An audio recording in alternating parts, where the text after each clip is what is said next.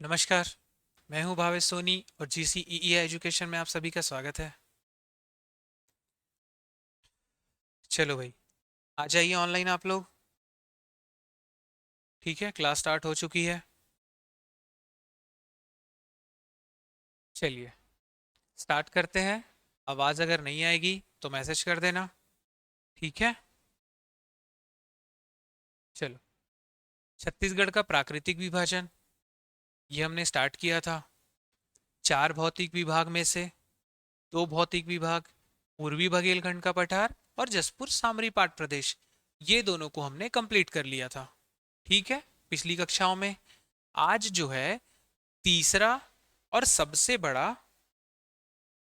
भौतिक विभाग, महानदी बेसिन। छत्तीसगढ़ का तीसरा और सबसे बड़ा भौतिक विभाग क्या है, प्राकृतिक प्रदेश क्या है हमारा? महानदी का बेसिन। आज हम महानदी के बेसिन का विस्तार देखेंगे। उसमें स्थलाकृतियों की जानकारी जो है उसको देखेंगे, वो अंत में देखेंगे। आज इसका विस्तार देखेंगे, क्षेत्र देखेंगे, ऊंचाई देखेंगे, भूगर्भिक संरचना देखेंगे क्या प्राप्त होता है, मिट्टी कौन सी मिलती है, फसल कौन सी मिलती है, यहाँ पे जन समुदाय कौन से पाए जाते हैं, यहाँ की जलवायु क्या है। ये सारी जानकारी आज हम आज की क्लास में देखेंगे। ठीक है। चलिए स्टार्ट करते हैं। हेडिंग डालना आप लोग, महानदी बेसिन। क्या डालोगे? महानदी बेसिन। अब एक बात बताना कि ये महानदी बेसिन को महानदी बेसिन क्यों कहते हैं भाई? महानदी बेसिन को महानदी बेसिन भी क्यों कहते हैं? किसी भी बेसिन को बेसिन क्यों कहेंगे? बेसिन वह होता है जो नदी का बेसिन कहलाएगा। ठीक है, नदी का बेसिन वह कहलाता है, उस नदी का पूरा अपवाह क्षेत्र या प्रवाह क्षेत्र, ये पूरा बेसिन कहलाता है। इसका कोई भी दूसरा डेफिनेशन मत ढूंढना। मान के चलो महानदी बेसिन, तो महानदी और उसकी सहायक नदियों का जो प्रवाह क्षेत्र है ना, वही महानदी बेसिन कहलाएगा। तो किसी भी नदी का बेसिन वह क्षेत्र होता है जिसमें वह नदी अपनी सहायक नदियों के साथ प्रवाह करती है। ठीक है, उसका अपवाह क्षेत्र ही उस नदी का बेसिन कहलाता है। ठीक है। चलिए सबसे पहले हम देखते हैं स्थिति।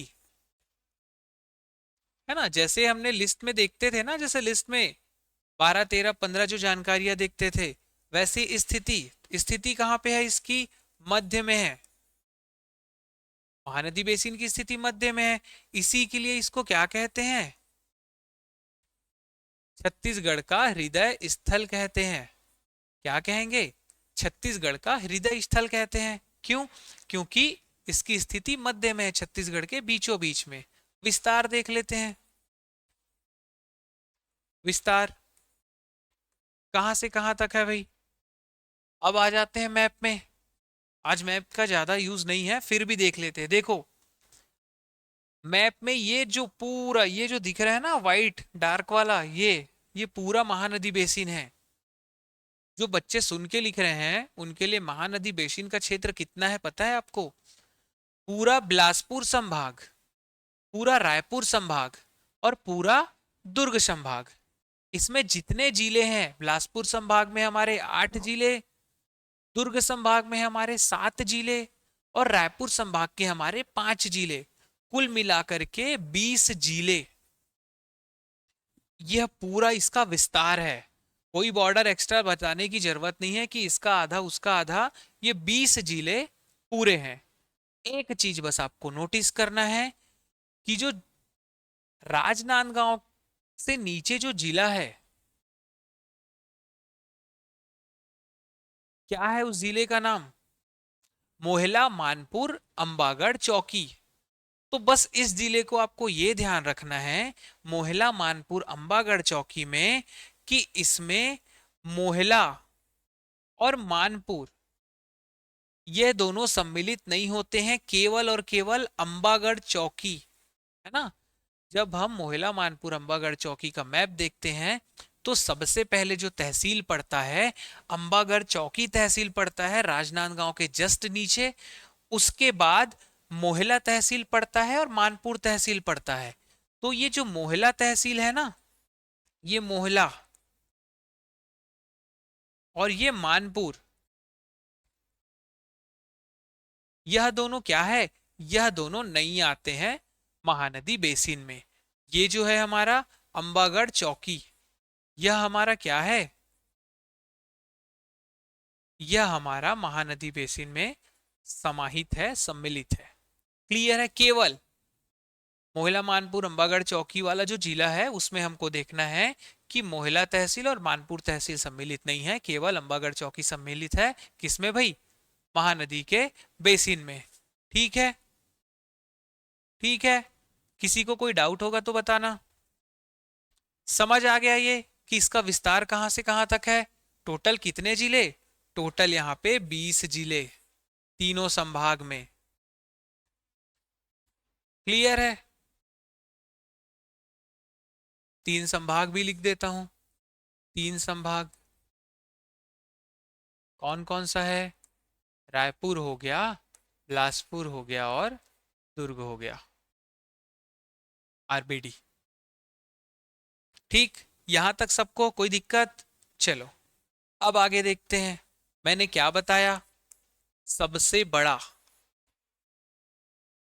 सबसे बड़ा भौतिक विभाग कह लो या प्राकृतिक प्रदेश कह लो छत्तीसगढ़ का, सबसे बड़ा है ये। ठीक है। चलो अब देखते हैं, स्थिति देख लिए, विस्तार देख लिए, कहां से कहां तक है। अब उसके बाद चलो अब पॉइंट डालते जाओ। आकृति, आकृति कैसी है भाई, आकृति सब जानते होंगे। चापाकार कहते हैं इसको, पंखाकार कहते हैं। एक पक्षी के पंख के समान दिखता है ये। ठीक है, तो इसलिए चापाकार या फिर पंखाकार, कुछ भी कह सकते हैं। एक और है नाम, बहुत सारे बुक्स में नहीं दिया रहता, लेकिन अगर आ गया और आ ही जाता है, तस्तरी नुमा, तस्तरी नुमा। इसकी आकृति एक और कैसे दिखती है, तस्तरी नुमा। ठीक है, आकृति देख लिए हम। चलो क्षेत्रफल देख लेते हैं। क्षेत्रफल क्या बताया था मैंने आपको, याद करवाया था, 68,064, 68,064 किलोमीटर स्क्वायर। ठीक है, फैलाव तीसरा देख लेते हैं। फैलाव, फैलाव कितना है भाई, 50.34%। पूरे छत्तीसगढ़ का लगभग आधा हिस्सा ही क्या है हमारा, महानदी बेसिन है। ठीक है, स्थिति विस्तार आकृति क्षेत्रफल फैलाव हमने देख लिया। आकृति स्थिति विस्तार को अलग रखा है मैंने, आकृति क्षेत्रफल फैलाव को 1 2 3 दिया है। ठीक है, तो इस हिसाब से जो चौथा है वह क्या रहेगा, भूगर्भिक संरचना, है ना, भूगर्भिक संरचना। छत्तीसगढ़ का मैदान है, क्या मिलेगा यहाँ पे भाई, कडप्पा सैल समूह पूरा, है ना, कडप्पा मिलेगा, कडप्पा सैल समूह। भूगर्भिक संरचना के बाद पांचवा क्या है, खनिज। अब कडप्पा सैल समूह मिल रहा है तो खनिज हमको क्या मिलता है छत्तीसगढ़ के मैदान में, चूना पत्थर और डोलोमाइट, चूना पत्थर और डोलोमाइट। ठीक है, डोलोमाइट ये खनिज हो गया। आकृति, क्षेत्रफल, फैलाव, भूगर्भिक संरचना, भूगर्भिक संरचना, ठीक है, खनिज, ये 5 हो गए। 5 का एक ग्रुप बना लो। छठवा देख लेते हैं अपन, दिशा। कौन सी दिशा में है, ये तो हम देख चुके हैं भाई, छत्तीसगढ़ के मध्य में है, इसीलिए तो इसको हृदय स्थल कहा जाता है। दिशा के बाद देख लेते हैं ढाल। ढाल, ढाल क्या होता है, ढाल कैसे समझते हैं हम, किसी भी स्थान का ढाल कैसे समझेंगे, उस स्थान में प्रवाहित होने वाली नदियां। तो इसमें नदी कौन सी प्रवाहित होती है, शिवनाथ महानदी। दोनों किस ओर जाती हैं, पूर्व की ओर जाती है। तो ढाल किस ओर है, पूर्व की ओर, या फिर इसको उत्तर पूर्व भी लिख सकते हो, उत्तर पूर्व। लेकिन उत्तर पूर्व ये गलत होगा, है ना, मत लिखना इसको। ठीक है, केवल पूर्व की ओर लिखना, ढाल किस ओर है, पूर्व की ओर। ठीक, 8वां पॉइंट, मिट्टी देखते हैं। मिट्टी कौन सी है, मिट्टी है यहाँ पे लाल पीली, लाल पीली एक साथ है, अलग अलग नहीं है ना, लाल पीली एवं काली मिट्टी, है ना, काली मिट्टी भी मिलेगा इस तरफ हमको। जो सीमांत क्षेत्र है ना वहां पे हमको काली मिट्टी मिलता है और सेंटर में हमको लाल पीली मिट्टी मिलता है। ठीक है, मिट्टी हो गया। 90 क्रम में मिट्टी है तो फसल होगी भाई। फसल कौन सी है? सबसे ज्यादा क्या उगाया जाता है यहाँ पे? धान। धान भी है, ठीक है, सोयाबीन भी है और चना भी है। मुख्य फसल ही लिख रहे हैं हम यहाँ पे, ठीक है। धान है, चना है, सोयाबीन है। ठीक, फसल हो गया। 10वें क्रम में हम क्या देखते हैं? प्रमुख नदियां। प्रमुख नदियां, तो प्रमुख नदियां तो बहुत सारी हैं महानदी बेसिन में। प्रमुख नदियां हम क्या देखते हैं? शिवनाथ और महानदी। शिवनाथ और महानदी प्रमुख नदियां हैं। अपवाह तंत्र इसी में देख लो।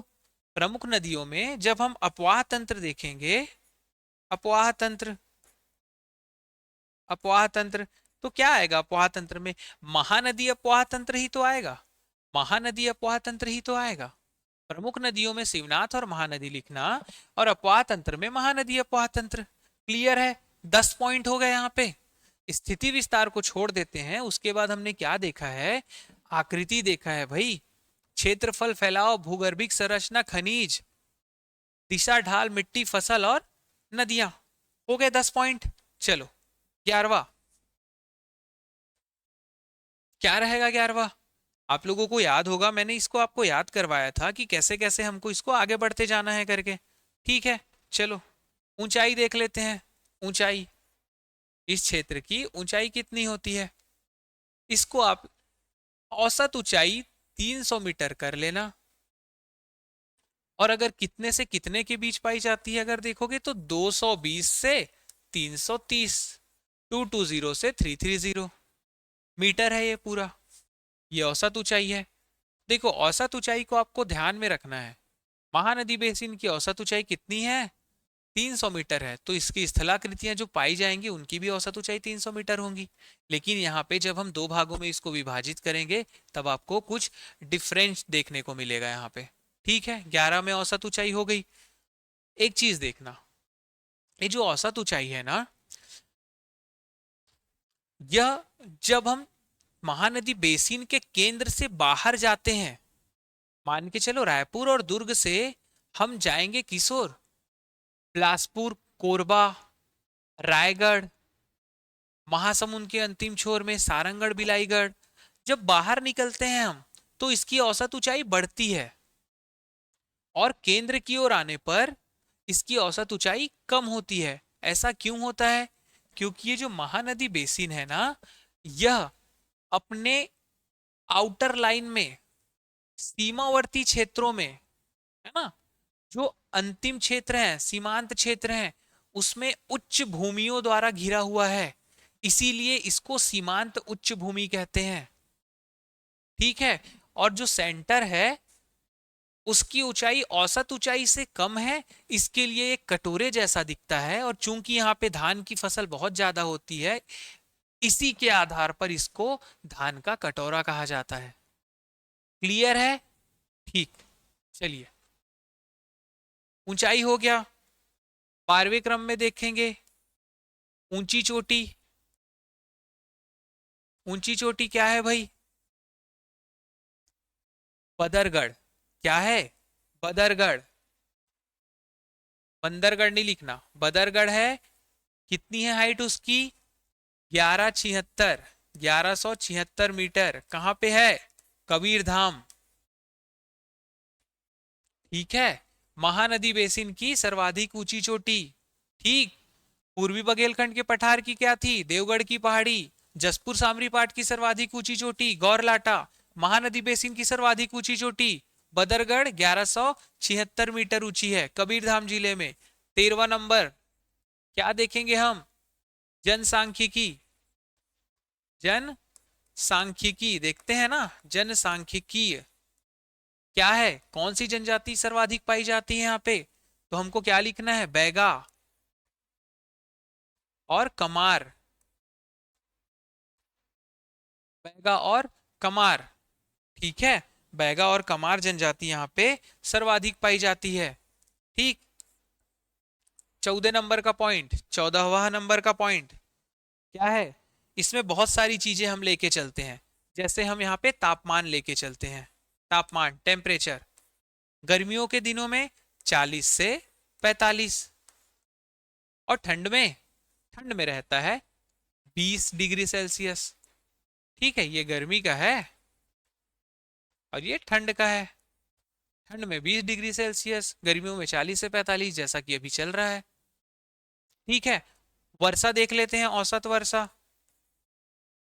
औसत वर्षा एग्जैक्टली लिखना 117.5 सेंटीमीटर, यहाँ पे वर्षा का ये मात्रा है। 117.5 सेंटीमीटर औसत मात्रा। ठीक, यहाँ पे बहुत सारी चीज आपको अधिक मिलेगी। क्या क्या चीज अधिक मिलती है? अधिक मात्रा में कौन कौन सी चीज देखने को मिलती है? डाटा की बात कर रहा हूं मैं। ठीक है, यहाँ पे साक्षरता दर अधिक देखने को मिलता है। यहाँ पे इस हिस्से में ज्यादा साक्षर लोग रहते हैं। ठीक है, क्यों? क्योंकि विकसित क्षेत्र है। ठीक, जनसंख्या सर्वाधिक यहीं पे निवास करती है। जनसंख्या घनत्व यहीं की सबसे अधिक है। अब ये मत बोलना कि सर जनसंख्या और जनसंख्या घनत्व क्या है, दोनों अलग है। जनसंख्या वो होती है जहां पे जितने लोग निवास कर रहे हैं। घनत्व ये होता है कि उस क्षेत्र में 1 किलोमीटर के दायरे में कितने लोग निवास करते हैं। तो जब हम महानदी बेसिन का देखेंगे तो 1 किलोमीटर के दायरे में बहुत लोग निवास करते हैं। उसी को जब हम पूर्वी बघेलखंड के पठार में देखेंगे तो उस 1 किलोमीटर के दायरे में बहुत कम लोग निवास करते हैं। उसी के आधार पर जनसंख्या घनत्व को निकाला जाता है। ठीक, औद्योगिकरण, औद्योगिकरण यहाँ पे सर्वाधिक है। ठीक है, तो यहाँ पे अधिकता वाली चीजें क्या है? साक्षरता दर यहाँ पे अधिक है, जनसंख्या यहाँ पे अधिक है, जनसंख्या घनत्व यहाँ पे अधिक है, औद्योगिकीकरण यहाँ पे अधिक है। ठीक है, ये 14 नंबर का पॉइंट हो गया। 14 नंबर के पॉइंट में हमने तापमान लिया, औसत वर्षा लिया, और जो अधिक चीजें हैं उसको लिया हमने। ठीक है, चलो यहां तक एक बार मैं रिपीट कर दे रहा हूं, फिर उसके बाद बहुत इंपॉर्टेंट चीज है।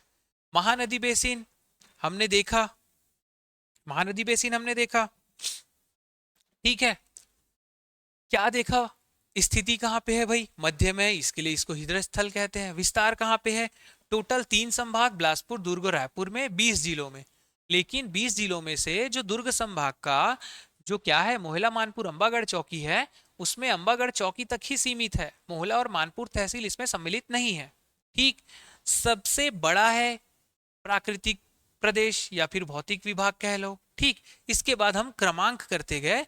जैसे सबसे पहले हमने देखा आकृति चापाकार या फिर पंखाकार, पक्षी के पंख जैसा निकलता है, दिखता है। तस्तरी नुमा, क्षेत्रफल 68,064 किलोमीटर, फैलाव 50 दशमलव कितना है, 34%। तीसरा पॉइंट। चौथा है भूगर्भिक संरचना, जो कि है कडप्पा सैल समूह। अब ये कडप्पा सैल समूह महानदी बेसिन में है, और महानदी बेसिन में कडप्पा सैल समूह 50% हिस्सों पे रहे। इसको ध्यान रखना। पूरे छत्तीसगढ़ में महानदी बेसिन 50% है, और उस 50% महानदी बेसिन में 50% कडप्पा सैल समूह है। ठीक, खनिज देखेंगे, चूना पत्थर डोलोमाइट। दिशा देखेंगे मध्य, वापस से ढाल देखेंगे पूर्व की ओर। मिट्टी देखेंगे लाल, पीली एवं काली, है ना। फसल देखेंगे धान, सोयाबीन, चना। प्रमुख नदियां शिवनाथ महानदी, इसलिए अपवाद तंत्र भी महानदी। ठीक, 10वां पॉइंट हो गया। 11वां था ऊंचाई, औसत ऊंचाई 300 मीटर, 220 से 330। सेंटर वाला क्षेत्र है वो क्या है, थोड़ा सा समतल है, उसमें ऊंचाई कम है। और जो सीमांत उच्च भूमि है उसकी ऊंचाई अधिक है। इसके लिए बाहर जाते हैं तो ऊंचाई बढ़ती है, अंदर आते हैं तो ऊंचाई कम होती है। ठीक है, ऊंची चोटी बदरगढ़ 1176 किलोमीटर, कहाँ पे है? कबीरधाम में। महानदी बेसिन की सर्वाधिक ऊंची चोटी है। जनसांख्यिकी देख लेते हैं, क्या है भाई? बैगा और कमार है। तापमान हमने देखा गर्मियों के दिन में 40-45, ठंड में 20, औसत वर्षा 117.5 सेंटीमीटर। और क्या देखा हमने? जो अधिकता है यहाँ पे, साक्षरता दर अधिक है यहाँ पे, जनसंख्या अधिक है, जनसंख्या घनत्व अधिक है, औद्योगिकीकरण की अधिकता है। ठीक है, चलो अब तो कर दो। हाँ, 15 पॉइंट है हमारा, 15वां नंबर का विभाजन। ठीक है, अब विभाजन किसका? छत्तीसगढ़ का जो महानदी बेसिन है, ठीक है, यह दो भागों में है। अभी मैंने बताया था, जो बीच वाला हिस्सा है उसकी औसत ऊंचाई कम है, और जो सीमावर्ती जितने भी स्थान हैं या फिर जो जिले हैं, वो उच्च भूमि कहलाती है, जिसको सीमांत उच्च भूमि कहते हैं। तो विभाजन का आधार क्या होगा? विभाजन कर रहे हैं, तो विभाजन का आधार क्या होगा? विभाजन का आधार होगा हमारा भौगोलिक संरचना, है ना। भौगोलिक संरचना हमने थोड़ी ना बनाया है, ये तो प्राकृतिक है। इसके लिए भौगोलिक संरचना प्रकृति के द्वारा ही ऐसा बना है। जब हम पढ़ रहे हैं तो हमको सुविधा हो, क्योंकि दोनों का जो ऊंचाई है वो अलग अलग है, तो हम इसको डिफरेंशिएट कर पा रहे हैं। इसके लिए जब हम पढ़ेंगे तो भौगोलिक संरचना के आधार पर जो महानदी बेसिन है उसको दो भागों में विभाजित किया गया है। भौगोलिक संरचना के आधार पर महानदी बेसिन को दो भागों में विभाजित किया गया है। जो पहला भाग है, ठीक है, ध्यान से सुनना, जो पहला भाग है उसको हम कहते हैं छत्तीसगढ़ का मैदान। छत्तीसगढ़ का मैदान। और जो दूसरा भाग है जो कि ऊंचाई में अधिक है, इसको हम कहते हैं सीमांत उच्च भूमि। क्या कहेंगे? सीमांत उच्च भूमि। ठीक, पहला है छत्तीसगढ़ का मैदान, दूसरा है सीमांत उच्च भूमि। अब इसका क्षेत्रफल जब हम देखते हैं तो ये अलग अलग हो गया। जो 68,064 किलोमीटर स्क्वायर था वो इन दो भागों में विभाजित हो गया। तो छत्तीसगढ़ का मैदान है, इसका क्षेत्रफल जब हम देखते हैं तो ये आप देखना 31,600 3,100 3,000 सॉरी 31,600 वर्ग किलोमीटर। ठीक। और जब हम सीमांत उच्च भूमि का क्षेत्रफल देखते हैं तो वो हमको मिलता है 36,464 वर्ग किलोमीटर। 36,464 वर्ग किलोमीटर। ठीक है। ठीक। अब एक चीज ध्यान से सुन लो। ठीक, ये जो छत्तीसगढ़ का मैदान और सीमांत उच्च भूमि अलग अलग बनी कैसे? अलग अलग बनी कैसे? भाई बनी होगी ना, तो हम भूगोल पढ़ रहे हैं, हमको ये भी तो पता रहना चाहिए कि ये कैसे बनी है। तो जो छत्तीसगढ़ का मैदान है, यहाँ पे सेल कौन सा पाया जाता है? चट्टान कडप्पा सेल समूह पाया जाता है। ठीक है, कडप्पा सेल समूह पाया जाता है। तो जो कडप्पा सेल समूह था उसका जो अवसाद निकला, क्योंकि शैल है तो नदी भी तो है भाई, नदी पहाड़ पर्वत तो बहुत पहले से है। तो जो कडप्पा सेल समूह है और जो नदी बह रही थी, तो जो कडप्पा का जो अवसाद निकला, ठीक है, और अवसाद कैसा? क्षैतिजिक अवसाद, खड़ी खड़ी वाली जो उसकी अवसाद थी, है ना, उस पे जब नदियों का अवसाद जमा हो गया, महानदी क्योंकि यहाँ पे प्रमुख है, तो महानदी और उनकी सहायक नदियों का अवसाद जब कडप्पा सेल के अवसाद के ऊपर जमा हो गया नदियों के अपरदन के फलस्वरूप, तो एक मैदान बन गया। क्या बन गया? वो एक मैदान बन गया उस जमाव के कारण। तो इसीलिए इसको छत्तीसगढ़ का मैदान कहते हैं। अब समझ रहे हो? कडप्पा सेल समूह था, उसका अपरदन हुआ, तो उस अपरदन से एक अवसाद बना। अब उसी अवसाद पर महानदी और उनकी सहायक नदियों के अपरदन के फलस्वरूप उनका जो अवसाद बना वो जमती गई। ठीक है, अब उस जमाव से एक मैदान बना जो छत्तीसगढ़ का मैदान कहलाता है, एक समतल भूमि बनी जो छत्तीसगढ़ का मैदान कहलाती है। ठीक। अब सीमांत उच्च भूमि कैसे है? यहां पे भी कडप्पा सेल समूह है, कडप्पा के साथ और भी अन्य सेल समूह है क्योंकि सीमांत है। ठीक है, यहां पे भी नदियां बह रही हैं, यहां पे भी नदियां बह रही हैं, लेकिन जो सीमांत उच्च भूमि है उसमें जो नदियां बह रही थी और जो वहां पे कडप्पा सेल समूह थे, वो भौगोलिक विविधता के आधार पर कुछ ऐसे बने थे, बहुत सारी विविधता थी वहां पे, कि जो नदियां हैं वो विच्छेदित कर दे रही थी, काट दे रही थी किसको? चट्टानों को। तो उस विच्छेदन के फलस्वरूप हमको क्या मिलता है? जब वो नदियां कड़प्पा सेल समूह अन्य चट्टानों को विच्छेदित कर देती हैं, तो उसी के फलस्वरूप हमको अलग अलग ऊंचाई वाली क्या मिलती हैं, आकृतियां मिलती हैं, जो मैंने पिछली क्लास में बताया था। वो आकृतियां कैसी हैं? कहीं पे आपको पर्वत मिलेगा, कहीं पे आपको पठार मिलेगा, कहीं पे आपको श्रेणियां मिलेंगी। तो इस आधार पे सीमांत उच्च भूमि बना। समझ गए? यहां पे नदियों के विच्छेदन से, और वहां पे क्या था, चट्टान के अवसाद के ऊपर नदियों के अवसाद के जमाव से। ठीक है, दोनों अलग है, दोनों का क्षेत्रफल अलग है। छत्तीसगढ़ के मैदान का 31,600 वर्ग किलोमीटर, सीमांत उच्च भूमि का 36,464 वर्ग किलोमीटर। क्लियर है? चलो, अब जो हम स्थलाकृतियां पढ़ते थे, जो दो प्राकृतिक प्रदेश में हमने पढ़ा, तो हम यहां पे स्थलाकृतियां कैसे पढ़ेंगे? छत्तीसगढ़ के मैदान की अलग पढ़ेंगे और सीमांत उच्च भूमि की अलग पढ़ेंगे। इसको हम क्या कहेंगे? उपविभाग। उपविभाग कहेंगे, क्योंकि महानदी बेसिन है, महानदी बेसिन का विभाजन हुआ। एक और है छत्तीसगढ़ का मैदान जो कि सेंटर में है, एक और है सीमांत उच्च भूमि। अब इनकी अलग अलग स्थलाकृतियां हैं, ठीक है, जिसको हम कहेंगे उपविभाग। तो छत्तीसगढ़ के मैदान, है ना, छत्तीसगढ़ के मैदान के उपविभाग की बात करते हैं, और एक और हम करते हैं सीमांत उच्च भूमि के। ठीक है, दोनों की बात करते हैं। एक और है सीमांत उच्च भूमि, एक और है मैदान। किसका मैदान? छत्तीसगढ़ का मैदान। ठीक, आज इस लिस्ट को बता रहा हूं, याद रखना। अगली क्लास में उसी स्थलाकृतियों को हम एक एक करके पढ़ेंगे। ठीक है, तो देखो, छत्तीसगढ़ का जो मैदान है, इसकी सबसे पहली स्थलाकृति या उपविभाग हम कहेंगे, तो ये है हमारा, क्या है, पेंड्रा लोरमी का पठार। पेंड्रा लोरमी का पठार, ध्यान से, है ना, याद रखते जाना। पेंड्रा लोरमी का पठार पहली स्थलाकृति। दूसरी स्थलाकृति है इसकी बिलासपुर का मैदान। बिलासपुर का मैदान। तीसरी स्थलाकृति है इसकी बिलासपुर रायगढ़ का मैदान, बिलासपुर के बाजू में। ठीक है, दो स्टेट के बाद बिलासपुर रायगढ़ का मैदान। तीन स्थलाकृति हो गई। चौथी जो है, यह है दुर्ग रायपुर उच्च भूमि। दुर्ग रायपुर उच्च भूमि।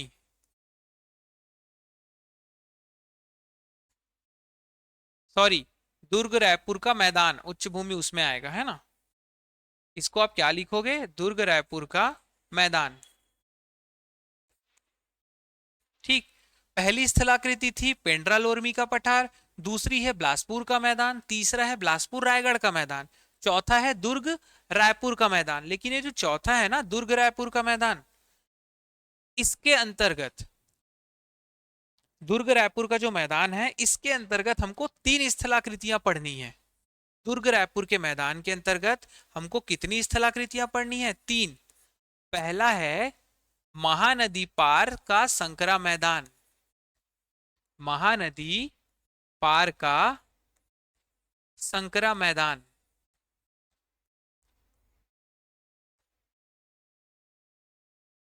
ठीक है, जो दूसरी स्थलाकृति है दुर्ग रायपुर मैदान की, वह है हमारी शिवनाथ पार का मैदान। शिवनाथ पार का मैदान।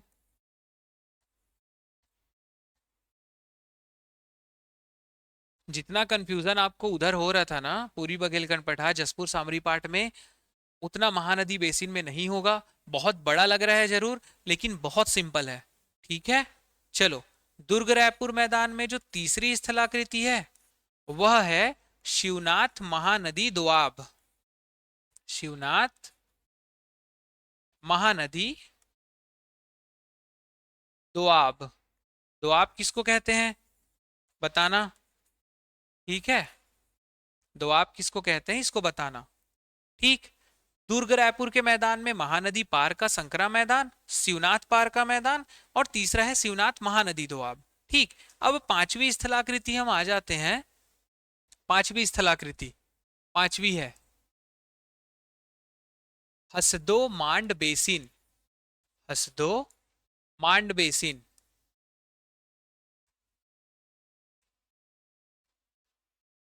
हसदो मांड बेसिन। छठा एक और लिख लो, छाता पहाड़। अगर छाता पहाड़ कहाँ है बता दोगे तो ये स्थलाकृति कंप्लीट हो जाएगी। ठीक, तो छत्तीसगढ़ के मैदान में हम 6 स्थलाकृतियां पढ़ेंगे, जिसमें पहला है पेंड्रालोरमी का पठार, दूसरा है बिलासपुर का मैदान, तीसरा है बिलासपुर रायगढ़ का मैदान, चौथा है दुर्ग रायपुर मैदान। और इसके अंतर्गत 3 स्थलाकृतियां हैं। एक है महानदी पार का संकरा मैदान, दूसरा है शिवनाथ पार का मैदान, तीसरा है शिवनाथ महानदी दोआब। और उसके बाद फिर पांचवा जो आ जाता है वो हसदो मांड बेसिन है, और छठा हमारा आ जाता है छाता पहाड़। ठीक है, चलो अब सीमांत उच्च भूमि में हम कौन कौन सी स्थलाकृतियां पढ़ेंगे। सीमांत उच्च भूमि में कौन कौन सी स्थलाकृतियां पढ़ेंगे, यहां पे ये क्या हो जाएगा, थोड़ा सा हौच-पौच हो जाएगा। आगे देखते हैं। सीमांत उच्च भूमि जो पहली स्थलाकृति हम पढ़ेंगे, देखो सीमांत उच्च भूमि कहने का अर्थ क्या है, ये बीच में जो है छत्तीसगढ़ का मैदान है, और सीमांत उच्च भूमि मतलब इसके चारों ओर वाली ये उच्च भूमि। ठीक, तो चारों ओर उच्च भूमि कहने का मतलब क्या है, उत्तर की उच्च भूमि अलग, दक्षिण की उच्च भूमि अलग, पश्चिम की उच्च भूमि अलग, और पूर्व की उच्च भूमि अलग। समझ गए। तो इसको हम इस आधार पे पढ़ेंगे कि जो सीमांत उच्च भूमि है वो उत्तर में अलग है, दक्षिण में अलग है, पूर्व में अलग है, पश्चिम में अलग है। डरने की जरूरत नहीं है, छोटा छोटा सा है। ठीक है, चलो तो सबसे पहले उत्तरी उच्च भूमि। उत्तरी उच्च भूमि, ठीक है। अब उत्तरी उच्च भूमि में जो पहला हम पढ़ेंगे, उत्तरी उच्च भूमि में जो हम पहला पढ़ेंगे वह है छुरी उदयपुर की पहाड़ियां। छुरी उदयपुर की पहाड़ियां। उदयपुर की पहाड़ियां। ठीक, ये उत्तरी उच्च भूमि में है। सीमांत उच्च भूमि के अंतर्गत जो उत्तरी उच्च भूमि है उसमें पहला है छुरी उदयपुर की पहाड़ियां। दूसरा इसमें है Hasdeo Rampur basin. Hasdeo Rampur basin. Hasdeo Rampur basin. ठीक, ये उत्तरी उच्च भूमि समाप्त हो गई। दूसरा देखते हैं, दूसरा क्या रहेगा, पश्चिमी उच्च भूमि। पश्चिमी उच्च भूमि। अब पश्चिमी उच्च भूमि में केवल एक क्या रहेगा, वो मैकल का, सॉरी मैकल पर्वत श्रेणी। मैकल पर्वत श्रेणी या श्रृंखला। ठीक है, अब यहां पे देखना तीसरा क्या आ जाएगा भाई, दक्षिण उच्च भूमि, है ना। उसके बाद आएगा पूर्वी उच्च भूमि। तो हम दक्षिण उच्च भूमि प्लस पूर्वी उच्च भूमि इसको एक साथ पढ़ेंगे। दक्षिण उच्च भूमि और पूर्वी उच्च भूमि को हम एक साथ पढ़ेंगे। ठीक है, इसमें कंफ्यूज नहीं होना। अब ध्यान से देखो, ये दक्षिण उच्च भूमि में ना कौन कौन से हैं, दक्षिण उच्च भूमि के अंतर्गत हम कौन कौन सा पढ़ेंगे। तो इसमें सबसे पहले हम पढ़ेंगे धमतरी महासमुंद उच्च भूमि। क्या पढ़ेंगे हम, धमतरी महासमुंद उच्च भूमि। धमतरी महासमुंद उच्च भूमि। अब समझ आया, क्या समझ आया। धमतरी तो ठीक है, महासमुंद की ओर है, पूर्व में है महानदी बेसिन के। तो इसके लिए मैंने दक्षिण उच्च भूमि और पूर्वी उच्च भूमि को एक साथ लेके पढ़ते हैं अपन। ठीक है, उत्तर और पश्चिम को तो अलग अलग पढ़ा, लेकिन दक्षिण को एक साथ लेके पढ़ेंगे, दक्षिण और पूर्व को। तो पहला है धमतरी महासमुंद उच्च भूमि।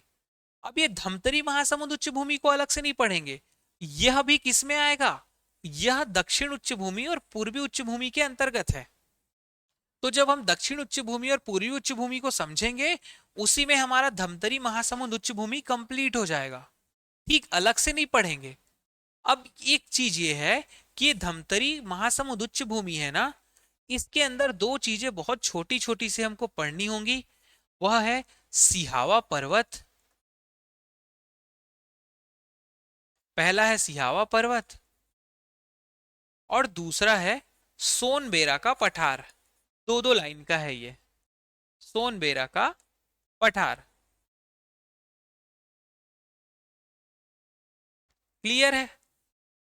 सोनबेरा का पठार। ठीक, दक्षिण उच्च भूमि प्लस पूर्वी उच्च भूमि में पहला हमने देखा धमतरी महासमुंद उच्च भूमि, उसके अंतर्गत हमको सिहावा पर्वत और सोनबेरा का पठार पढ़ना है। ठीक है, तो धमतरी उच्च भूमि तो पहली थी, दूसरी देख लेते हैं क्या है। दूसरी है हमारी दुर्ग सीमांत उच्च भूमि। इसी को या तो दुर्ग सीमांत उच्च भूमि कहते हैं,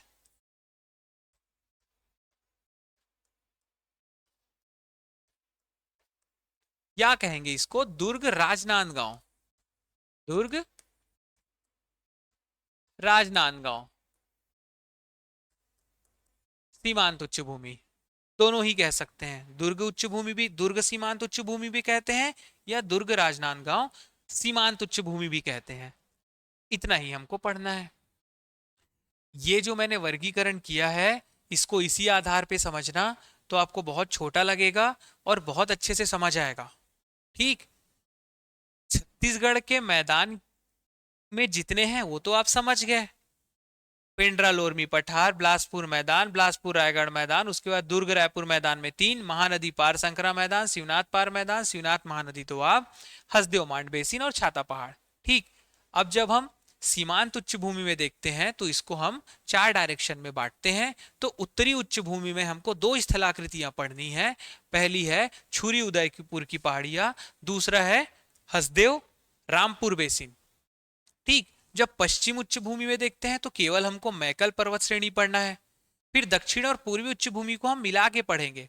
उसमें जो पहला रहेगा धमतरी महासमुंद की उच्च भूमि, उसको हम उसी में पढ़ लिए रहेंगे।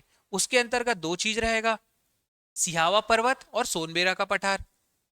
ठीक, उसके बाद दूसरा जो रहेगा वो रहेगा दुर्ग सीमांत उच्च भूमि या फिर दुर्ग राजनांदगांव सीमांत उच्च भूमि। ठीक है, किसी को इसमें डाउट होगा तो बता देना।